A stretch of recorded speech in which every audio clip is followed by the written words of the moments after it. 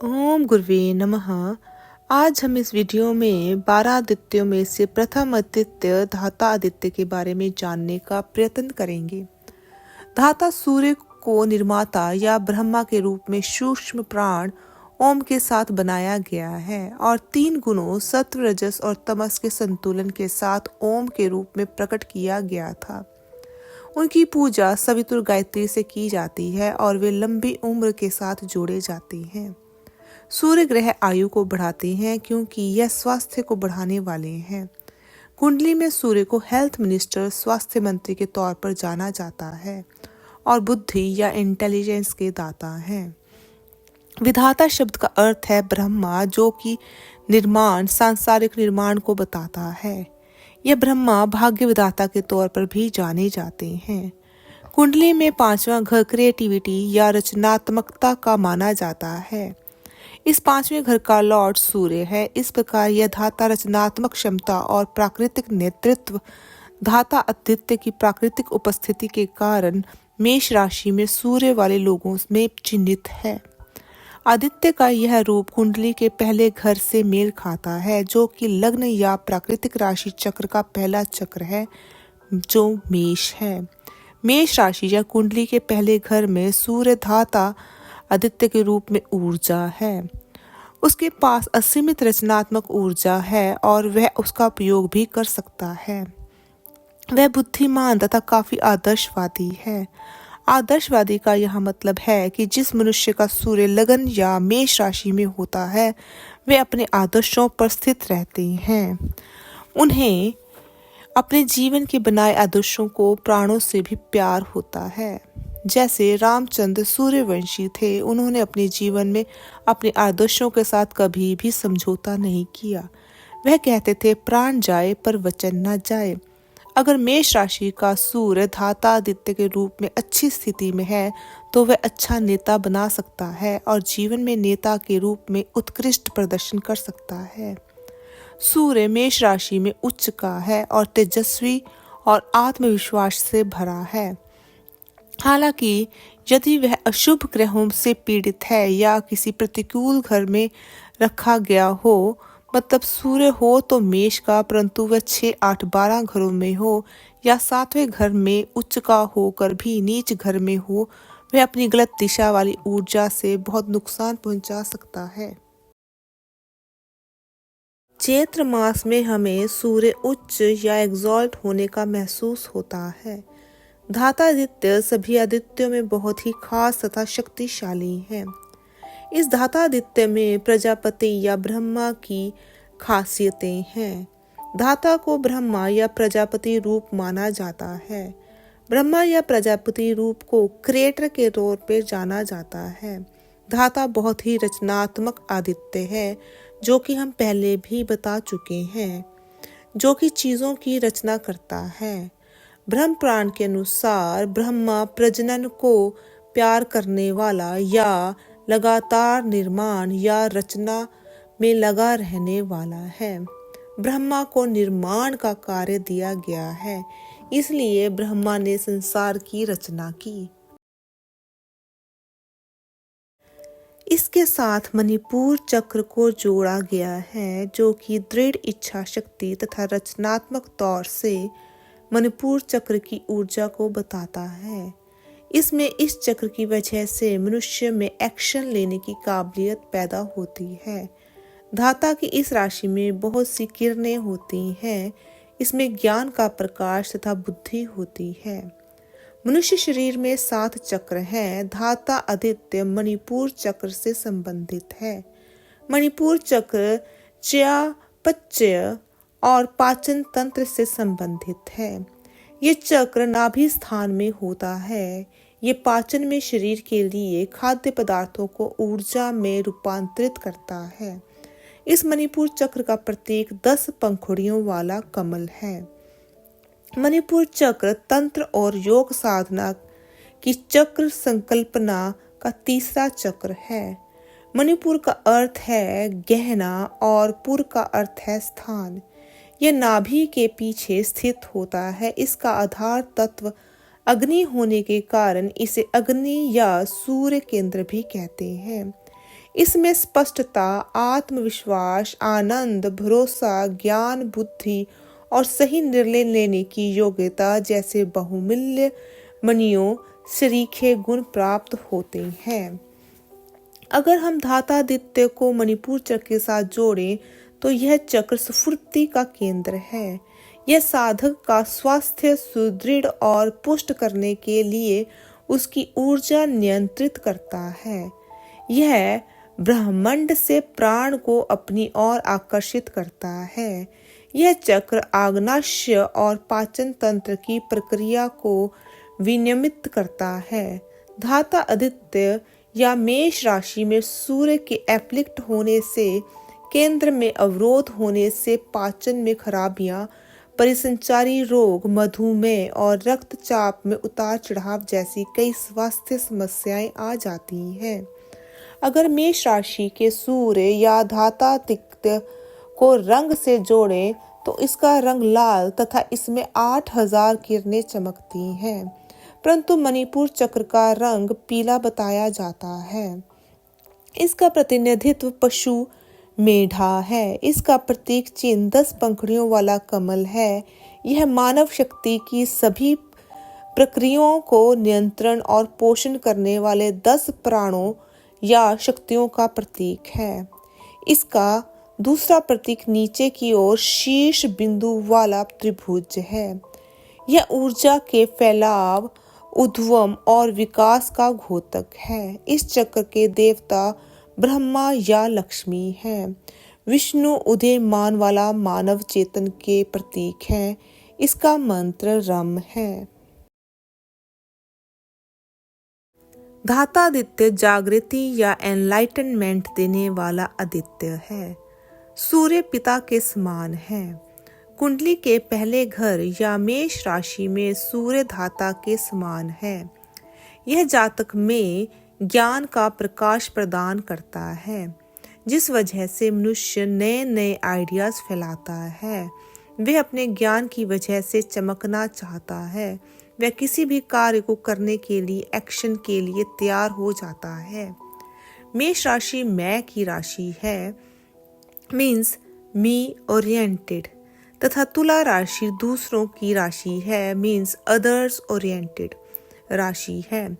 धाता मेष राशि का आदित्य होने की वजह से मनुष्य स्वयं पर केंद्रित या सेल्फ फोकस्ड रहता है, अपनी काबिलियत को बढ़ाता है, इसलिए यह सेल्फ सेंटर्ड दिखाई देते हैं। ऐसे जातकों को कभी भी मिस जज ना करें। उसके सेल्फ सेंटर्ड एटीट्यूड की वजह से इनके अंदर ज्यादा ही आत्म भरोसा या आत्मगर्व, प्राइड होता है। यह रचनात्मक होने की वजह से कामों को बहुत विभिन्न तरीकों से करते हैं। नए नए फील्ड या क्षेत्रों को ढूंढते हैं जहां पर वे काम कर सकें। यह कभी कभी काम को करते हुए हार्श भी हो जाते हैं, क्योंकि वे काम को बहुत दृढ़ इरादे से करते हैं। ये अपने काम तथा आइडियाज को बहुत जुड़ कर करते हैं। अगर एफ्लिक्टेड सूर्य एरीज में हो तो हम कह सकते हैं वह अपने इरादे को पूरा करने के लिए हिटलर का रूप भी धारण कर सकते हैं। इन्हें क्रिएटिव या रचनात्मक भी कहा जाता है, क्योंकि धातादित्य के साथ ब्रह्मा जुड़े हुए हैं। ब्रह्मा के पास केवल क्रिएटिविटी या निर्माण की शक्ति है। पालन पोषण तथा सस्टेनेंस की शक्ति विष्णु को दी गई है। इसलिए ऐसे लोग नए प्रोजेक्ट को स्टार्ट कर सकते हैं। उसे लंबा चलाए रखने की क्षमता इनमें कम ही होती है। धातादित्य को पुलस्त्य ऋषि के साथ जोड़ा जाता है। पुलस्त्य ऋषि को ब्रह्मा के मानस पुत्रों में से माना जाता है। कर्दम प्रजापति की कन्या हरवी भुरवा से इनका विवाह हुआ था। कहा जाता है ये कनखलन के राजा दक्ष के दामाद और भगवान शिव के साढ़ू थे। यह भी कहते हैं कि सती दाह के बाद जब दक्ष यज्ञ का विध्वंस किया गया तो ये ऋषि पुलस्त्य ऋषि जलकर मर गए थे।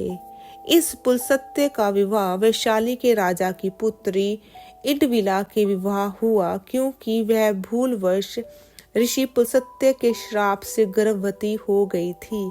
फिर एक पुत्र जिसका नाम विशर्वा रखा गया। लंका के राजा दशानन रावण इन्हीं विशर्वा का पुत्र और पुलस्त्य का पौत्र था। कहा जाता है महाभारत में दुर्योधन कलयुग का अंश था, तो उसके 100 भाई पुलस्त्य वंश के राक्षस के अंश से थे। वायु पुराण में राक्षसों को पुलहा, पुलस्त्य, कश्यप एवं अगस्त्य ऋषि की संतान माना जाता है। पुलस्त्य ऋषि के श्राप से ही गोवर्धन पर्वत एक मुट्ठी रोज कम होता जा रहा है। इन्होंने ब्रह्मा से विष्णु पुराण प्राप्त किया। केकशी के पुत्र रावण को अपने आध्यात्मिक तथा भौतिक प्राप्ति का बहुत घमंड था। इस तरह हम कह सकते हैं कि धातादित्य मेष राशि में आकर मनुष्य में अपने ज्ञान तथा भौतिक प्राप्ति की तरफ झुकाव होने से कुछ घमंडी भी बनने का खतरा हो सकता है। धातादित्य में लीडरशिप की क्वालिटी पाई जाती है, जिस वजह से यह कभी कभी घमंडी हो जाते हैं। ऐसे हमेशा नहीं होता। इन्हें पोजीशन पाने तथा आजादी पसंद होती है। पुलस्त्य को असुर वंश का प्रोजिनेटर माना जाता है। सभी ऋषि दानव वंश को खत्म करना चाहते थे। सभी हैरान हुए कि यह वंश ऋषि पुलस्त्य से पैदा हुई है, तो ऋषियों ने इस वंश को खत्म करने का इरादा बदल दिया। कई बार भागादित्य वाले जातकों को अपने पूर्वजों, पितरों, माता पिता के किए कर्मों का भुगतान करना पड़ता है। इसके साथ वासुकी नाग को जोड़ा गया है।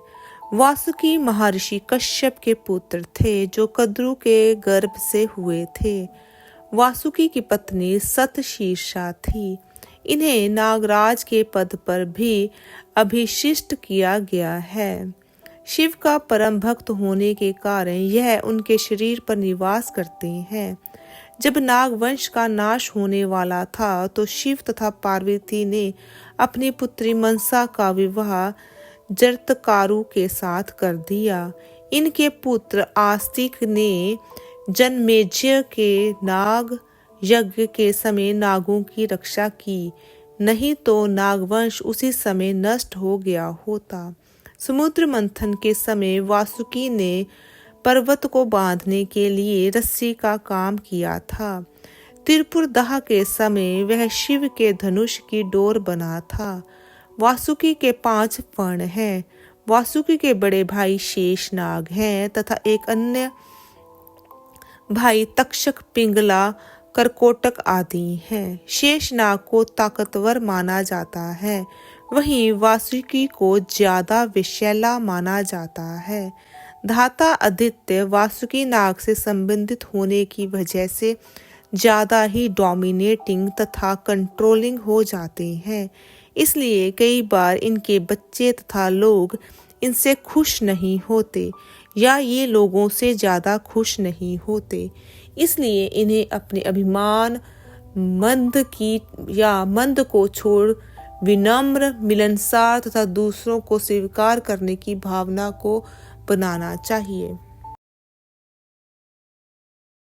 धातादित्य को सवितुर के साथ जोड़ा जाता है। सवितुर सूर्य उदय के समय जो प्रकाश में आभा उठती है, उसको सवितुर आदित्य बोला जाता है।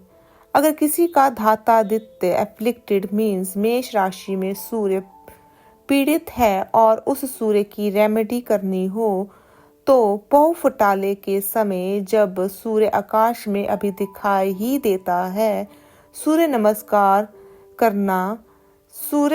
नमस्कार योग करना, बाग में सैर करना, सूर्य देवता की प्रार्थना करनी चाहिए।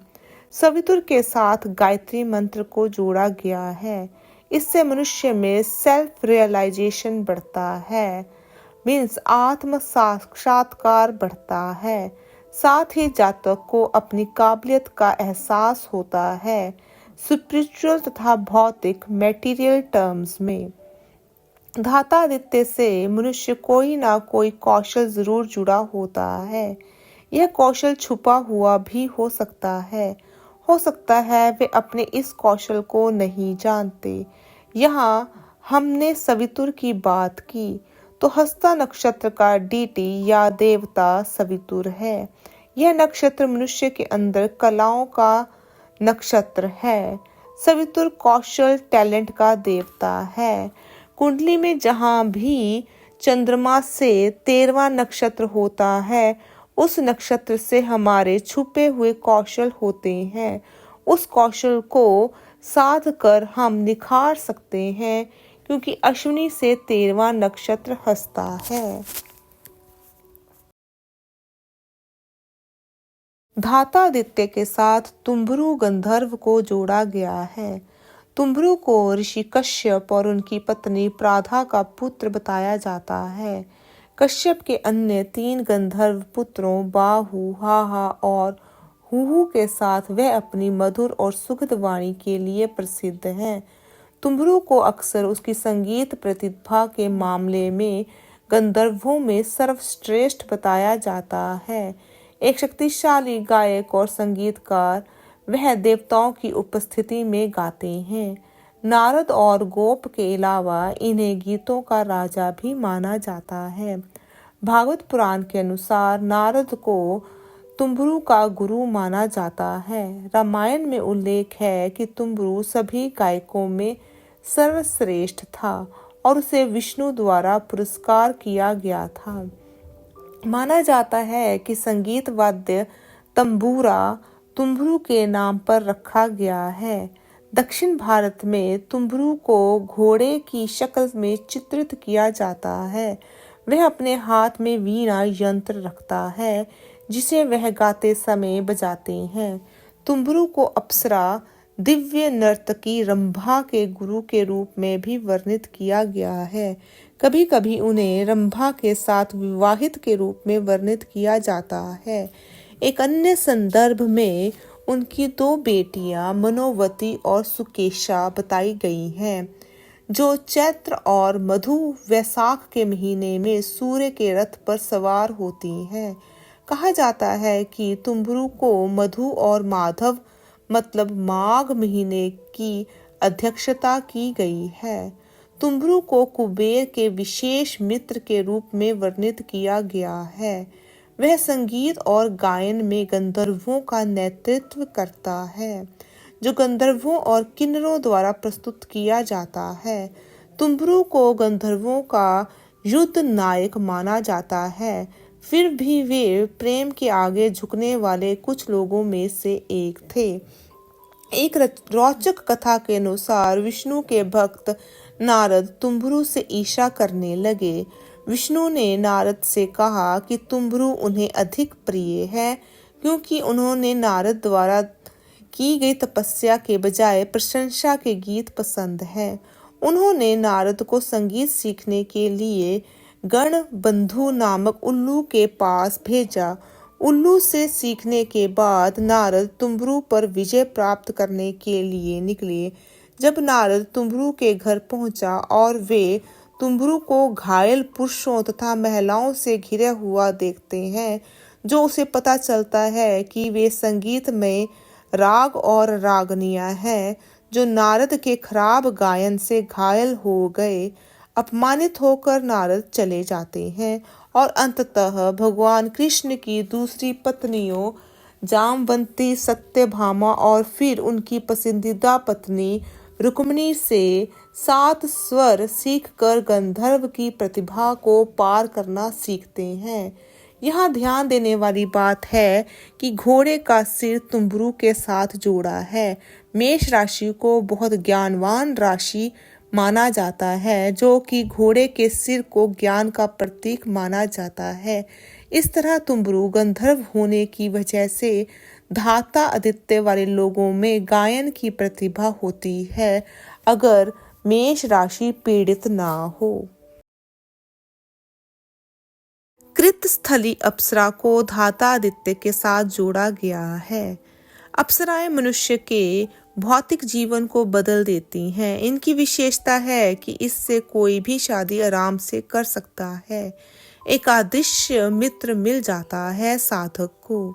यह तरह तरह का ज्ञान देती हैं। साधक को सपनों या प्रत्यक्ष तौर पर ज्ञान देती हैं। साधक को अगर कोई अनहोनी होने वाली हो तो वह साधक को बता देती हैं। यह सौम्य रूप है, इसका कोई भी नकारात्मक प्रभाव नहीं है। यह साधक को धन धान्य यश वैभव प्रदान करती है। इसके साथ अगर हम यक्ष की बात करें तो धातादित्य के साथ रथकृत यक्ष को जोड़ा गया है। यक्ष एक प्रकार के पौराणिक चरित्र हैं। यक्षों को राक्षसों के निकट माना जाता है, यद्यपि वे मनुष्यों के विरोधी नहीं होते जैसे राक्षस होते हैं। माना जाता है प्रारंभ में 2 प्रकार के राक्षस होते थे। एक जो रक्षा करते थे वे यक्ष कहलाए तथा दूसरे यक्षों में बाधा उपस्थित करने वाले राक्षस कहलाए। यक्ष का शाब्दिक अर्थ होता है जादू की शक्ति। यक्ष प्रकृति की आत्माएं हैं जो परोपकारी, कभी कभी शरारती या मनमोजी होती हैं। सूर्य एक सात्विक ग्रह है। यह धातादित्य मेष राशि में राजसिक राशि में होने की वजह से स्वाभाविक तौर से एम्बिशियस या महत्वाकांक्षी, आंतरिक शक्ति तथा ऊर्जा, अग्नि तथा बाहरी तौर से निकलकर एक्शन लेने वाले होते हैं। धाता में रजस का तत्व दिखाई देता है। मेष का अग्नि तत्व होने की वजह से यह कभी कभी आत्मनियंत्रण, सेल्फ कंट्रोल छोड़कर धीरज खो जाते हैं। इस धीरज को छोड़ने का कारण यह भी है, इसके साथ हेती राक्षस को जोड़ा गया है। जब ब्रह्मा जी संसार की रचना कर रहे थे उस समय उन्हें भूख लगी तथा भूख से वह गुस्से में आ गए, जिससे 2 राक्षसों का जन्म हुआ, हेती तथा प्रहेती। हेती राक्षस गुस्से का प्रतीक है। धातादित्य या मेष राशि में सूर्य होता है, उनकी भूख ज्यादा होती है। यह भूख नाम कमाने, किसी न किसी कार्य को शुरू करने, नेतृत्व की भी हो सकती है। यह भूख बहुत ज्यादा होती है जिसकी संतुष्टि करनी मुश्किल होती है, जिससे यह इस तरह के जातक फ्रस्ट्रेशन में आ जाते हैं। यह सूर्य एक सेपरेटर ग्रह है जो कि रिश्तों में गुस्से तथा घमंड की वजह से अलगाव कर देता है तथा ये लोग अकेले रह जाते हैं।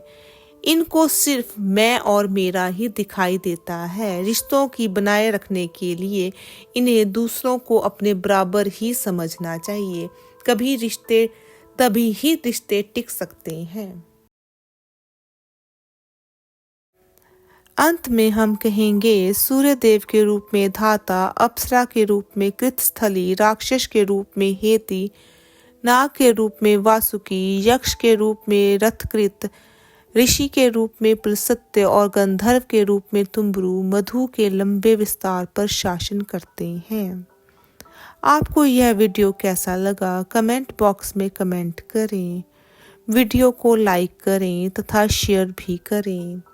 चैनल को सब्सक्राइब करें। ओम तत्सत।